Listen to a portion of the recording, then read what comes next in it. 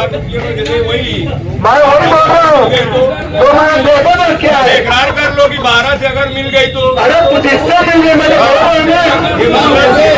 यहाँ चैलेंज कर रहा हूँ, मैं चैलेंज कर रहा हूँ, मेरा चैलेंज कबूल कर लो, चैलेंज कबूल करो।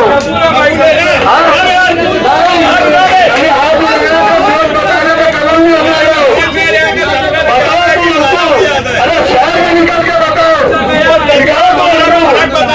हमको दिखाओ कि तुम इतनी होती रहने वाले। अरे इंशाअल्लाह पूरे शहर से सबसे ज्यादा वोट इस्लाम। अरे मैं बोलता हूँ इंशाअल्लाह सबसे ज्यादा इस्लामाबाद से वोट मिलने वाली है। जब जलसा हुआ तो आसिफ शेख रशीद ने यहाँ इस्लामपुरे के बुनकरों को खुली हुई धमकी दे गई कि किसी का कारखाना दयाने में है, किसी का कारखाना रमजानपुरे में, क्या हमें नहीं मालूम है क्या। तो आप लोग इसकी धमकी उमकी में मत आओ, ये इनका हर टाइम का है, ये ऊंची नीची देते हैं और कोशिश करते हैं। और मैं नहीं समझता हूं कि ये इस्लामपुरा किसी से डरने वाला है। यहाँ डरने वाले लोग मुझे कभी दिखे नहीं। और अगर निहाल साहब का दबदबा शहर में था तो इसी इलाके के लोग, इसी इलाके के जियाले वर्कर उनके साथ में थे, इसलिए शहर में उनका दबदबा था। बहरहाल इलेक्शन चल रहा है, अल्हम्दुलिल्लाह अब तक की जो मामला है, पोजीशन है, मुफ्ती साहब बहुत अच्छी पोजीशन में है। लेकिन डिपार्टमेंट की जो रिपोर्ट आ रही है, डिपार्टमेंट की एक रिपोर्ट ऐसी है कि मुफ्ती साहब चुनकर आ जाएंगे, लेकिन सारा मामला वोट कटवा के ऊपर है। जैसे कि यूपी के अंदर योगी आदित्यनाथ ने कहा कि बटोंगे तो कटोंगे, तो वही पॉलिसी यहां ली जा रही है। अगर यहां अच्छे अच्छे दानिश्वर लोग बैठे, सियासत को बाखूबी जानते हैं, समझते हैं, सियासत की एक एक नस से वाकिफ है, आप कितना भी अच्छा हिसाब लगा लो, कितनी भी बहुत मजबूती से हिसाब लगा लो, और ये हिसाब लगाओ कि इनको कितनी वोट मिलने वाली है। 10, 15, 20, 25 मैंने स्वराज चौक में बोला था। मैं तो समझता हूं इंशाल्लाह 5 के अंदर ही रहेंगे ये। लेकिन तुम 50,000 भी देंगे तो चुन के नहीं आने वाले। तुम अगर इनको 50,000 वोट भी दे देंगे तो ये चुन कर नहीं आने वाले। ये सिर्फ और सिर्फ वो तुमको गिराने के लिए खड़े हुए। मैं मुफ्ती साहब एक ही सूरत में चुनकर आएंगे। आप लोग खुशफहमी में मत रहो, आप लोगों को खुशफहमी से निकलना होगा, आप लोगों को मिशन बनाना होगा, आप लोगों को अपने हर एक एक रिश्तेदार के पास, अपने दोस्तों के पास, अपने अहबाब के पास, अपने ताल्लुकात वालों के पास, हर जानने मानने वालों के पास, अपने कारीगरों के पास, अपने काम वाले करने वालों के पास जाना होगा। जो हमने किले की मीटिंग से 1.5 लाख पार का नारा अगर लगाए तो इंशाल्लाह वो नारा पूरा होगा, लेकिन उसके वास्ते आपको बेदार होना पड़ेगा। अगर आप सोचोगे किले वाले वोट दे देंगे, हम वोट दे देंगे, सब एक दूसरे के भरोसे अगर रहेंगे तो हम गफलत का शिकार हो जाएंगे। इसलिए बहुत संजीदगी से सामने वाले ने साजिश के तहत हरा झंडा लाया है, लेकिन उसकी साजिश देखो, उसका झंडा देखो, उसका झंडा एक ही तरफ से हरा है, दोनों तरफ से हरा नहीं है। एक तरफ से हरा है, एक तरफ से कलर बाकी है। तो इलेक्शन के फौरन बाद उस पर भगवा कलर चढ़ने वाला है। ये जो आपकी वोटें हैं, आप अगर जहां जहां डिवाइड हो रही है, यहां लोग कह रहे हैं कि वो अजीत पवार के बोलने पर खड़ा हुआ है।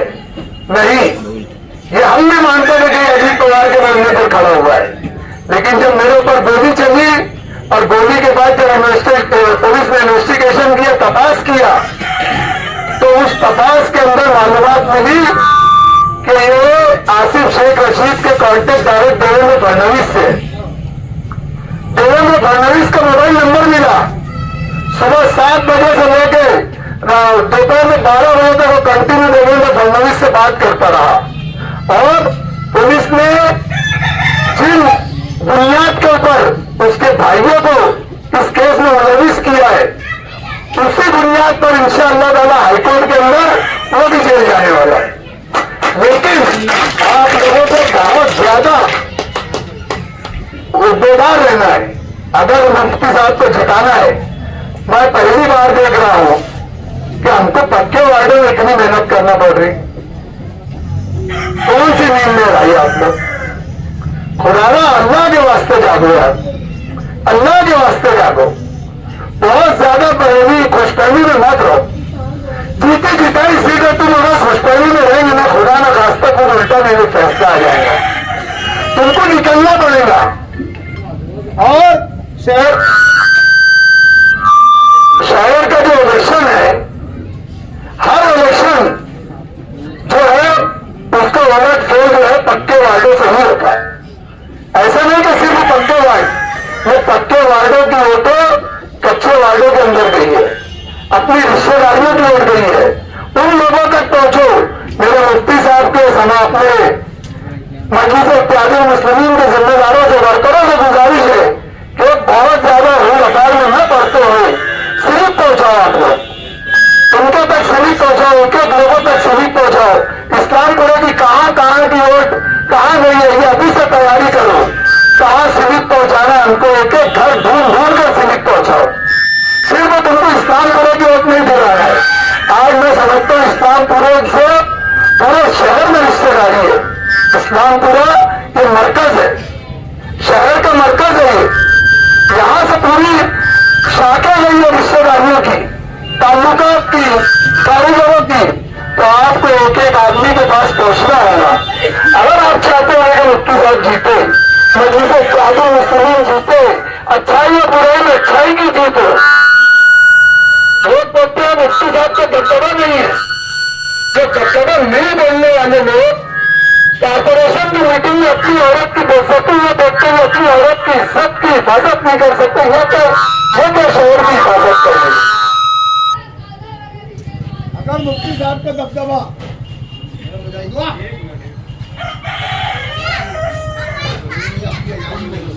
जो है वो खामोश है।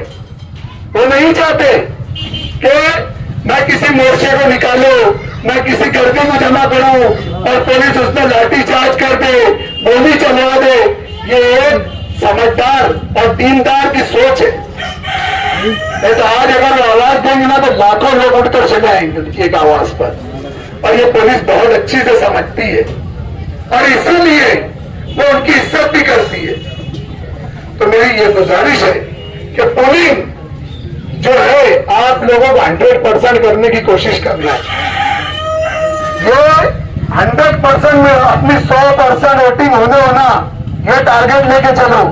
मैं आज इस्लामपुर वालों को माफ करना, मैं किसी को ललकार के नहीं जा रहा, लेकिन मैं आज यहाँ एक जुमला बोल के जा रहा कि अगर तुमने इस्लामाबाद से माला गांव में कहीं भी इस्लामाबाद से जो वोट ज्यादा लेंगे उसको 1 लाख रुपये अब्दुल मालिक देंगे। उस इलाके के जिम्मेदारों को 1 लाख रुपये का इनाम दिया जाएगा, फिर वो उसके हकदार होंगे, जिसको देना है वो देंगे। लेकिन ये हमारा चैलेंज है। इंशाअल्लाह नज़ीम आप देखेंगे कि वार्ड नंबर 17 से सबसे ज्यादा मुफ्ती साहब को वोट मिलने वाली है। उससे ज्यादा अगर 12 से मिल गई तो 1 लाख तुम्हारा, 1 लाख रुपये जैसे वही मैं वही बोल रहा हूँ।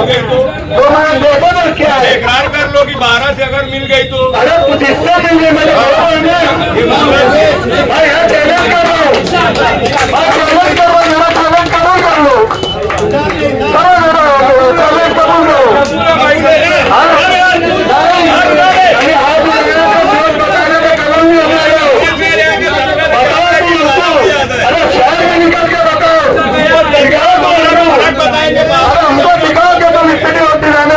अरे इंशाअल्लाह पूरे शहर से सबसे ज्यादा वोट इस्लाम। अरे मैं बोल रहा हूँ सबसे ज्यादा इस्लामाबाद से वोट मिलने वाली है।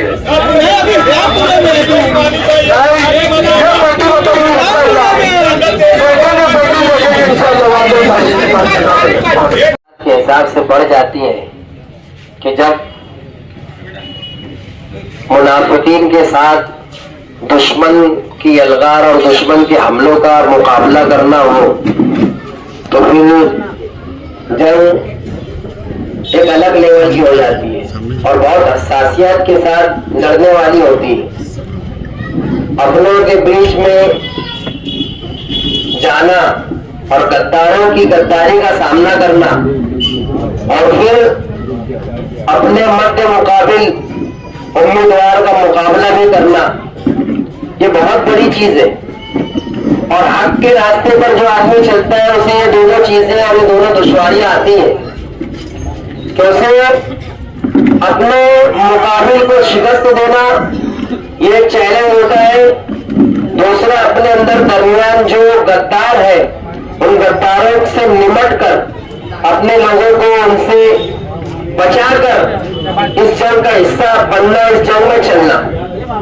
आज मुफ्ती मोहम्मद इस्माइल कासमी साहब जो मजलिस इत्तेहादुल मुस्लिमीन से नामजद उम्मीदवार है, वो आज इस दोराहे पर खड़े हैं और यकीन जानिए मुकाबला कर रहे हैं। आज ये लड़ाई जो हमारा मुखालिफ है वो कानून की दौलत लुटा रहा है, वो अपने चचा और बाप की कमाई हुई मुफ्त में मिली हुई दौलत को दोनों हाथ से लुटाने के ऊपर आमादा है और वो उस पर कोई उसको कल्क और अफसोस भी नहीं है। और कुछ लोगों को अंदर पेटे से गठबंधन कर कर उनसे साठ घाट कर कर आज मुफ्ती मोहम्मद इस्माइल कासमी साहब की वोट को काटने की मजमून कोशिश भी की जा रही है।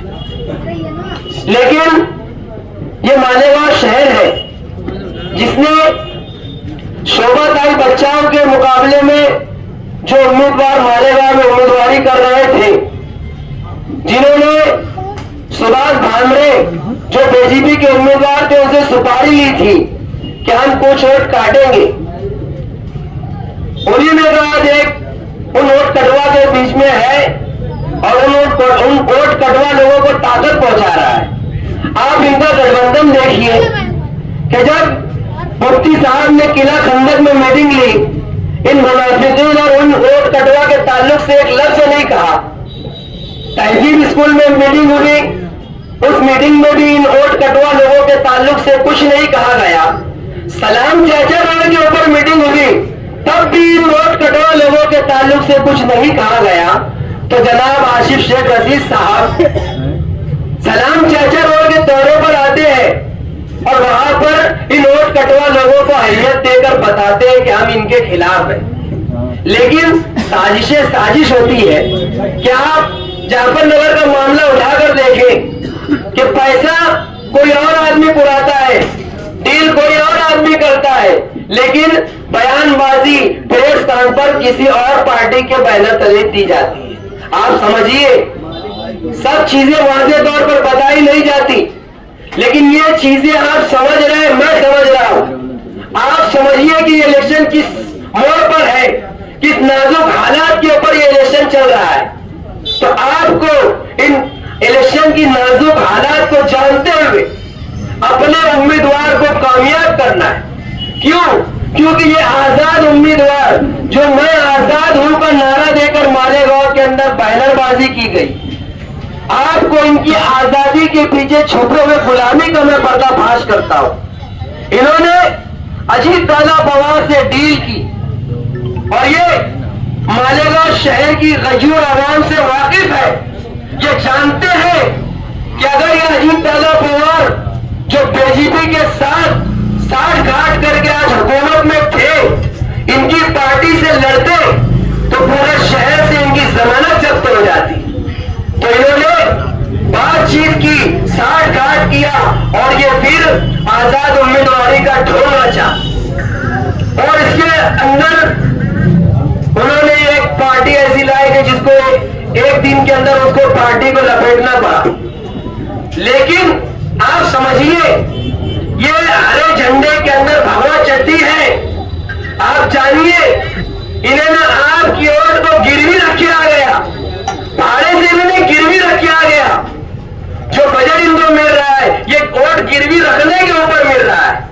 इसलिए ऐसे मौके पर मेरी आपसे अपील है कि किसी भी धोखे का शिकार न हो। कुछ लोगों को बड़ी रकम दी गई है, आपके इलाके में वो आपके नौजवानों को वर्गलाएंगे, बच्चों को वर्गलाएंगे, औरतों के अंदर कुछ पैसा बांटेंगे, लेकिन आपको किसी भी तरीके की गुमराही का शिकार न होते हुए आप बेदार हैं, बेदार रहेंगे और हमेशा बेदार थे। आपको अपनी बेदारी का सबूत 20 तारीख को देना है और आप पदम निशानी 5 नंबर का बटन दबाकर मेरे और आपके लीडर जनाब मुफ्ती मोहम्मद इस्माइल कासमी साहब को भरपूर अक्सरियत से कामयाब करेंगे, लोगों को कन्विंस करेंगे और माहौल साजगार करेंगे। यही बात कहकर मैं अपनी बात खत्म करता हूँ। आप अल्हम्दुलिल्लाह रब्बिल आलमीन। अजीत दादा पवार से फंड लेकर पैसा लेकर उम्मीदवारी कर रहे हैं, तो कुछ उसी में से पैसा बचाकर तीसरे को दे रहे हैं, जो बड़ी शान से अपनी शानदार नुमाया सब बातें कर रहे हैं। ये लोगों की हमेशा एक बात होती है, ये जो तीसरे नंबर चौथे नंबर की लड़ाई जिनमें चल रही है, झगड़ा 2 लोगों में है, मुकाबला सिर्फ 2 में है, पतंग और रिक्शा में। लेकिन 3 नंबर पे आने के लिए लड़ाई हो रही है कांग्रेस और समाजवादी पार्टी में। ये वो पार्टी है कि आज ही अभी उन्होंने उम्मीदवारी ली भी नहीं तो वो महाविकास आघाड़ी में दरार डाल दिए, समाजवादी में दाखिल हुए वहां दरार डाल दिए। अभी महाविकास आघाड़ी ने ऐलान किया है कि उसको उम्मीदवार कांग्रेस पार्टी का है, और ये लोग अपना उम्मीदवारी ने ऐलान करके महाविकास आघाड़ी से बगावत कर रहे हैं। मतलब इनको सिर्फ अपना चाहिए, अपना जो पैसा लिया है उसको वो पूरा करने खर्च करने के चक्कर में है। उनको आवाम से या किसी से कोई लेना देना नहीं है। ये महाविकास आघाड़ी का उम्मीदवार है ही नहीं। बहरहाल बात ये है कि ये लोग हमेशा रोना रोते, वो मैं थोड़ी बात बता दूं। 12 नवंबर का बहुत रोना रोते हैं, जहां बात निकलती 12 नवंबर, जब भी बात निकलती 12 नवंबर। 12 नवंबर को मुफ्ती मोहम्मद इस्माइल कासमी का कोई किस्म की रहनुमाई नहीं रही, ये ऐसा बोलते हैं। चलो मान लिए, तुम ये बताओ कि 12 नवंबर का जो मामला था उसमें कहीं से मुफ्ती मोहम्मद इस्माइल कासमी इन्वॉल्व थे, कहीं से लीडर थे? सब ये लोग तहरीक चला रहे थे, सब यही बड़े बन रहे थे, सब यही कर रहे थे। और जब ये फंस गए, भाग गए 32 दिन के वास्ते, 32 दिन तक भागते फिरे, फिर उसके बाद अरेस्ट हुए, लाखों लाख रुपया खर्चा करके बाहर आए, तो बोलते यार कायदात अच्छी नहीं थी। अरे तुम तो लीडर बन रहे थे, अब फंस गए तो मुफ्ती इस्माइल के ऊपर डाल रहे हो। मुफ्ती इस्माइल को तुमने कहां सेटा था, कहां पर उसमें लिए थे? तहरीक तो तुम चला रहे थे, और मालेगांव शहर की आवाम वो नामूस रसूलुल्लाह सल्लल्लाहु अलैहि वसल्लम के नाम से पूरे शहर को बंद करती है। किसी के कहने पे कोई बंद नहीं किया था।